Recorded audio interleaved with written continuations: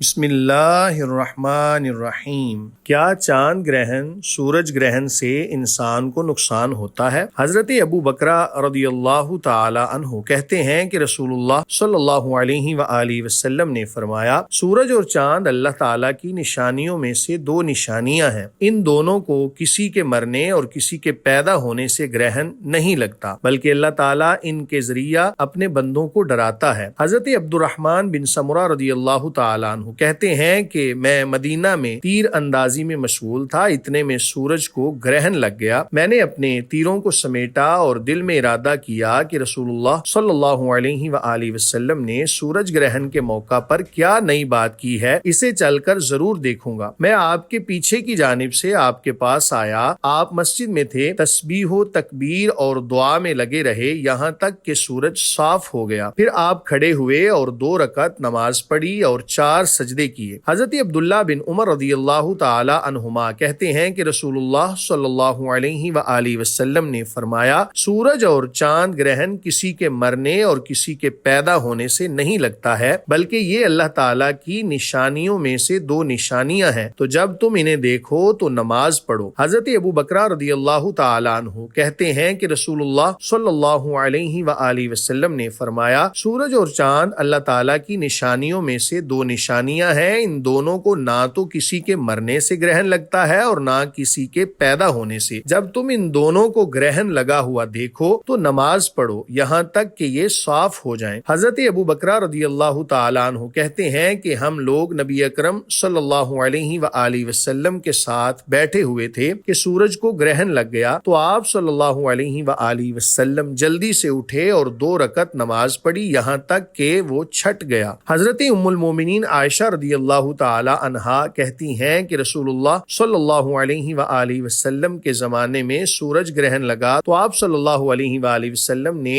ایک منادی کو حکم دیا تو اس نے ندا دی کہ نماز کے لیے جمع ہو جاؤ، تو سب جمع ہو گئے اور انہوں نے صف بندی کی تو آپ صلی اللہ علیہ وآلہ وسلم نے انہیں 4 رکوع اور 4 سجدوں کے ساتھ 2 رکعت نماز پڑھائی۔ حضرت ام المومنین عائشہ رضی اللہ تعالی عنہا کہتی ہیں کہ رسول اللہ صلی اللہ علیہ وآلہ وسلم کی زندگی میں سورج گرہن لگا تو رسول اللہ صلی اللہ علیہ وآلہ وسلم مسجد کی طرف نکلے اور نماز کے لیے کھڑے ہوئے۔ آپ نے اللہ اکبر کہا اور لوگوں نے آپ کے پیچھے صف بندی کی، پھر آپ نے 4 رکوع اور 4 سجدے مکمل کیے، سورج آپ کے فارغ ہونے سے پہلے ہی صاف ہو گیا۔ حضرت عبداللہ بن عباس رضی اللہ تعالی عنہما سے روایت ہے کہ رسول اللہ صلی اللہ علیہ وآلہ وسلم نے سورج گرہن لگنے پر 8 رکوع اور 4 سجدوں کے ساتھ نماز پڑھی، اور عطا نے بھی ابن عباس رضی اللہ تعالی عنہما سے اسی کے مثل روایت کی ہے۔ حضرت عبداللہ بن عباس رضی اللہ تعالی عنہما سے روایت ہے کہ رسول اللہ صلی اللہ علیہ وآلہ وسلم نے جس دن سورج گرہن لگا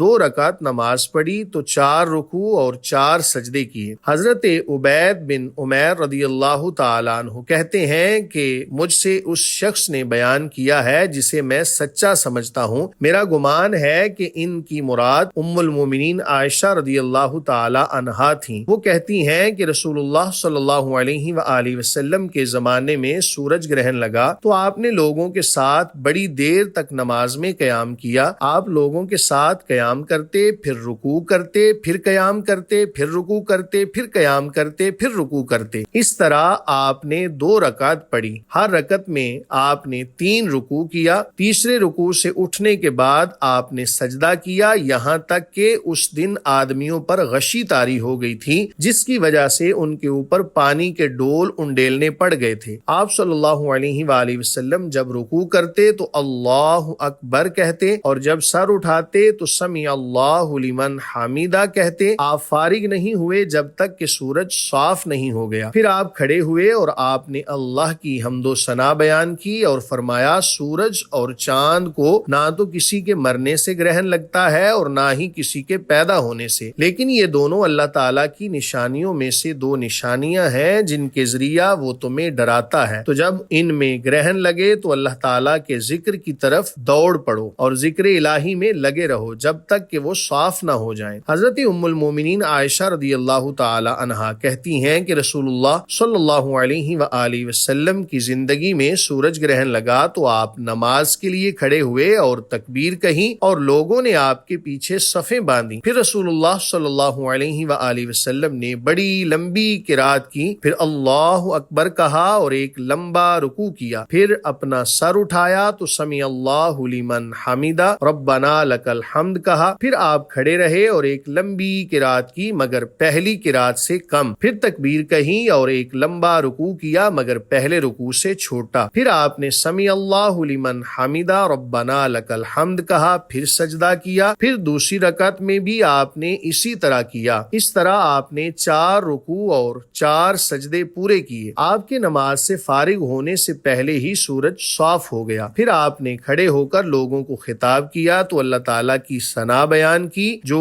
اس کی شایان شان تھی. پھر فرمایا بلا شبہ سورج اور چاند اللہ تعالیٰ کی نشانیوں میں سے 2 نشانیاں ہیں، انہیں نہ کسی کے مرنے سے گرہن لگتا ہے نہ کسی کے پیدا ہونے سے. جب تم انہیں دیکھو تو نماز پڑھو جب تک کہ وہ تم سے چھٹ نہ جائے. نیز رسول اللہ صلی اللہ علیہ وآلہ وسلم نے فرمایا میں نے اپنے اس کھڑے ہونے کی جگہ میں ہر وہ چیز دیکھ لی جس کا تم سے وعدہ کیا گیا ہے. تم نے مجھے آگے بڑھتے ہوئے دیکھا، میں نے چاہا کہ جنت کے پھلوں میں سے ایک گچھا توڑ لوں. جب تم نے مجھے دیکھا میں آگے بڑھا تھا اور میں نے جہنم کو دیکھا اس حال میں کہ اس کا ایک حصہ دوسرے کو توڑ رہا تھا. جب تم نے مجھے پیچھے ہٹتے ہوئے دیکھا اور میں نے اس میں ابن لحی کو دیکھا، یہی ہے جس نے سب سے پہلے سائبہ چھوڑا. حضرت ام المومنین عائشہ رضی اللہ تعالی عنہا کہتی ہیں کہ رسول اللہ صلی اللہ علیہ وآلہ وسلم کے زمانے میں سورج گرہن لگا تو الصلاۃ جامعہ، صلاۃ با جماعت ہوگی کی منادی کرائی گئی. چنانچہ لوگ اکٹھا ہوئے تو رسول اللہ صلی اللہ علیہ وآلہ وسلم نے ان کے ساتھ 2 رکعت میں 4 رکوع اور 4 سجدے کیے. ام المومنین عائشہ رضی اللہ تعالی عنہا کہتی ہیں کہ رسول اللہ صلی اللہ علیہ وآلہ وسلم کے زمانے میں سورج گرہن لگا تو رسول اللہ صلی اللہ علیہ وآلہ وسلم نے لوگوں کو نماز پڑھائی تو آپ نے لمبا قیام کیا، پھر لمبا رکوع کیا، پھر لمبا قیام کیا اور یہ پہلے قیام سے کم تھا، پھر لمبا رکوع کیا اور یہ پہلے رکوع سے کم تھا، پھر آپ نے رکوع سے سر اٹھایا اور سجدہ کیا، پھر آپ نے دوسری رکعت میں بھی اسی طرح کیا، پھر آپ فارغ ہوئے اس حال میں کہ سورج صاف ہو چکا تھا تو آپ نے لوگوں سے خطاب کیا. پہلے آپ نے اللہ کی حمد و ثنا کی، پھر فرمایا سورج اور چاند اللہ تعالیٰ کی نشانیوں میں سے 2 نشانیاں ہیں، ان دونوں کو نہ کسی کے مرنے سے گرہن لگتا ہے اور نہ ہی کسی کے جینے سے. تو جب تم اسے دیکھو تو اللہ تعالیٰ سے دعا کرو اور اس کی بڑائی بیان کرو اور صدقہ کرو. پھر آپ نے فرمایا اے امت محمد صلی اللہ علیہ وآلہ وسلم، اللہ تعالیٰ سے